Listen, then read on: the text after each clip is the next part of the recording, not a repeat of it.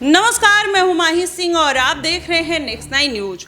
जिस तरीके से इस बार के लोकसभा चुनाव में नतीजे आए हैं, माना ही जा रहा है कि कई ऐसे चेहरे हैं जो भारतीय जनता पार्टी से खिसक सकते हैं। उन चेहरों में एक प्रमुख चेहरा ये भी निकल कर आता है संघमित्रा मौर्य का। संघमित्रा मौर्य वही जो बदायूं से 2 बार की सांसद रह चुकी हैं, लेकिन इस बार भारतीय जनता पार्टी ने उनको दरकिनार कर दिया और वो भरे स्टेज पर रोते हुए भी नजर आई। जिसके बाद स्वामी प्रसाद मौर्य उनकी फटकार लगाते हुए नजर आते हैं, बोलते हैं ये सब कायरता की निशानी है। हालांकि भारतीय जनता पार्टी टिकट तो काट देती है, लेकिन वही बदायूं का जो कैंडिडेट है वो जीत नहीं दर्ज कर पाता। और संघमित्रा मौर्य की अगर बात करें, वो 2 बार बदायूं की पूर्व सांसद रह चुकी हैं और भारतीय जनता पार्टी में अभी भी शामिल है।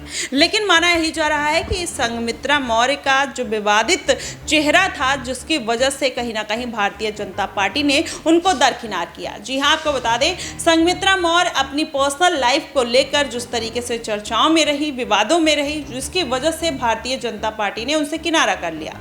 वहीं अगर देखा जाए तो कुछ दिन पहले कल तक ये खबर आ रही थी कि संघमित्रा मौर्य और उनके पिता स्वामी प्रसाद मौर्य को भगोड़ा घोषित कर दिया गया है। अब ऐसे में ये इनकी गिरती हुई साख, चाहे स्वामी प्रसाद मौर्य की बात कर लें, चाहे संघमित्रा मौर्य की बात कर लें, ऐसे में ये गिरती हुई साख क्या कोई और पार्टी देकर उनको संभालने का प्रयास करेगी या फिर वो भारतीय जनता पार्टी में ही शामिल रहेंगी।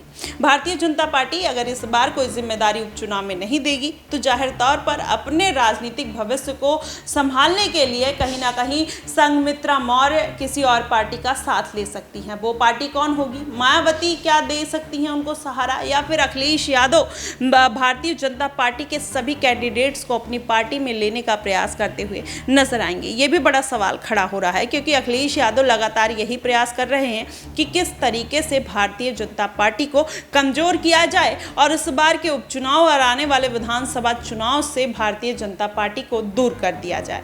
ऐसे में वो लगातार इसी बात की जद्दोजहद में है। चंद्रशेखर आजाद रामन जिस तरीके से उभरते हुए नजर आए, एक स्टार प्रचारक के तौर पर निकलकर सामने आए, एक स्टार राजनीतिज्ञ के तौर पर निकलकर सामने आ रहे हैं। ऐसे में माना जा रहा है कि अखिलेश यादव उनको भी साधने का प्रयास कर रहे हैं, लेकिन आजाद ने साफ तौर पर इनकार कर दिया है कि वो किसी के साथ गठबंधन में नहीं जाएंगे।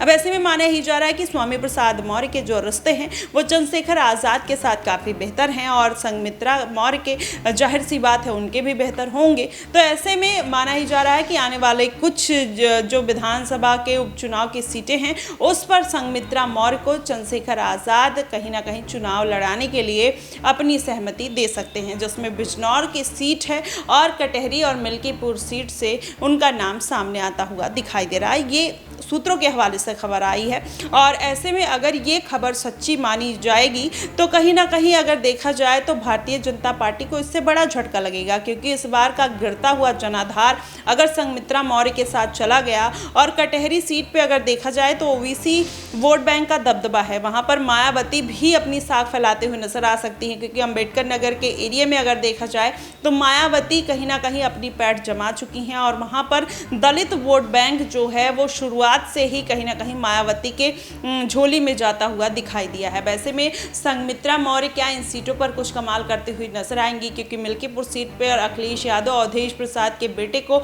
मैदान में उतारने की तैयारी कर रहे हैं। वहीं अगर संघमित्रा मौर्य उतर जाती हैं तो जाहिर तौर पर जो वोट बैंक है उसमें भी कटौती देखने को मिल सकती है और अखिलेश यादव की जाहिर तौर पर कहीं ना कहीं मुश्किलें भी बढ़ती हुई नजर आएगी। देखना दिलचस्प होगा कि आखिरकार ये जो खबरें निकलकर सामने आ रही हैं इसमें कितनी सच्चाई है। क्या चंद्रशेखर आजाद रामन संघमित्रा मौर्य को इस सीट पर चुनावी मैदान में उतारेंगे या फिर किसी और सीट पर, या कोई और बड़ा मौका उनको देते हुए नजर आ सकते हैं? इस पर सभी की नजरें बनी हुई है। फिलहाल आपका क्या कुछ कहना है, आप हमें कमेंट बॉक्स में जरूर बताइए। फिलहाल के लिए बस इतना ही। देश और दुनिया की तमाम खबरों के लिए हमारे साथ बने रहिएगा नेक्स्ट 9 न्यूज पर।